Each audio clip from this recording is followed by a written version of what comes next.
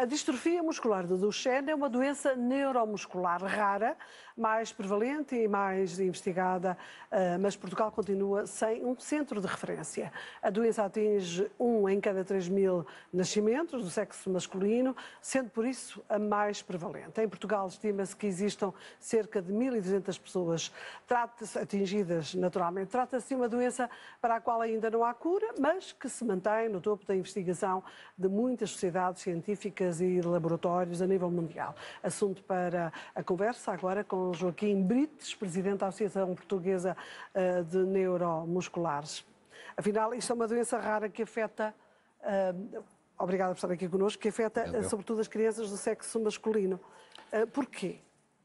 Já se sabe a razão porque o gene da distrofia é um gene que atinge sobretudo o cromossoma X, e, portanto, uma vez que os rapazes só têm um cromossoma X, são os que ficam mais afetados porque não têm, como as mulheres, os 2 cromossomas X, que poderá um substituir o outro no caso de um falhar. Portanto, a doença está associada à falta de tal proteína que é a distrofina, que tem um gene que é o maior gene do ser humano, do corpo humano, que é o gene da distrofina, que tem 79 exões, e, portanto, estes doentes produzem pouca, ou a pouca que produzem é de má qualidade, distrofina, e, portanto, os músculos degradam-se. Isso é uma doença genética? É uma doença genética, é hereditária, é normalmente transmitida de mãe para filho, porque a mãe normalmente é portadora, e pode haver famílias em que pode haver mais do que um filho afetado. Digamos que as famílias, quando aparece o primeiro caso, provavelmente vão fazer exames para ver se há, tomar conhecimento da genética para evitarem terem filhos, mais filhos ou não? Ou as pessoas continuam a não arriscar? Depende do tempo em que é feito o diagnóstico. Porque podem ter filhos sem distrofia muscular. Sim, podem ter, mas respondendo diretamente à sua pergunta, depende do tempo em que é feito o diagnóstico, ou seja, se a criança, normalmente os primeiros sintomas surgem por volta dos 3, 4 anos, quando a criança começa a deixar de correr, começa a ter quedas frequentes, começa a ter também alguma dificuldade em levantar-se do chão, as escadas, etc. E, porque isso pode provocar alguma desconfiança por parte dos pais, que levam normalmente ao pediatra, e nessa altura pode já haver uma segunda gravidez ou uma terceira, e nessa altura, quando é diagnosticado o primeiro filho, pode haver o segundo que também possa vir a ser acontecer. Na vossa associação há famílias com mais do que um caso? Nós temos famílias com mais do que um caso. Uau! E é importante o diagnóstico precoce também nesta situação? O diagnóstico precoce eu penso que é importante em todas as situações das doenças neuromusculares, primeiro porque hoje em dia, quanto mais cedo se souber que existe aquela doença ou que aquela pessoa é afetada por aquela doença, mais rapidamente se pode prevenir a doença. E não deixar evoluir. Há formas dela não evoluir, ou pelo menos tão rapidamente? Sim, através das terapias, fisioterapia, hidroterapia. Existem alguns tratamentos à base de corticoides que evitam uma inflamação maior do músculo e, portanto, podem prevenir uma degradação mais progressão, podem prevenir a progressão da doença. Um bocadinho mais devagar. Mais devagar, claro. E até que a pessoa fica, digamos, o máximo da degradação da pessoa vai até onde, neste caso desta doença? O máximo da degradação vai até não conseguir mover qualquer músculo, porque os músculos nomeadamente nem comer, todos afetados, nem comer. Portanto, pode afetar a parte da deglutição, afeta sobretudo a parte cardíaca e a parte respiratória.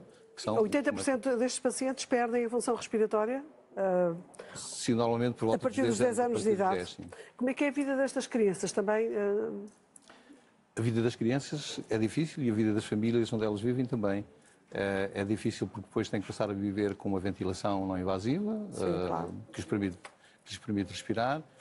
Têm que passar a ser tratados e acompanhados normalmente em hospitais, em consultas multidisciplinares, para se validar tudo o que sejam especialidades que sejam necessárias de acompanhar mais de perto, como a cardiologia, a pneumologia, etc. Até a própria nutrição é uma coisa importante. A psicologia, porque depende também um bocadinho do efeito que tem em cada criança o crescimento. E até na própria família, não? A família, exatamente. Claro. Portanto, há toda uma necessidade de acompanhar multidisciplinarmente estas famílias. E esse tratamento é possível e fácil em Portugal para estas pessoas? Ou, como há pouco referi, esse centro de referência que não existe seria fundamental para estes casos? Para as doenças neuromusculares não há nenhum centro de referência, o que é uma pena. Não há, existindo um centro para neuromusculares, existiria seguramente algum que tivesse uma atenção maior às distrofias musculares do Duchenne, já que é das neuromusculares a mais prevalente. Mas é importante que essas consultas multidisciplinares existam em centros devidamente treinados. Primeiro para que o diagnóstico seja até feito atempadamente e depois seguido convenientemente para que as famílias tenham um acompanhamento muito mais de proximidade, que se saibam envolver até na própria doença, que às vezes é muito difícil conseguir-se isso. Mas não deixa de ser interessante também que esses centros de referência possam participar através das redes europeias em estudos ou em partilhas de testes e ensaios clínicos que também são necessários, uma vez que apareceu Portugal não faz parte dessa rede de referência europeia e de alguma forma seria importante. Portugal não tem nenhum centro ligado a nenhuma rede de referência. Por exemplo, para estes doentes, que benefícios é que traria? O centro de referência? Bom, trazia para já o facto da família poder deslocar-se a um sítio onde toda a gente conhecesse profundamente a doença, o que era já uma mais-valia. E depois também todo o acompanhamento que essa criança ou esse adulto passar a ter, porque temos aqui duas fases da doença.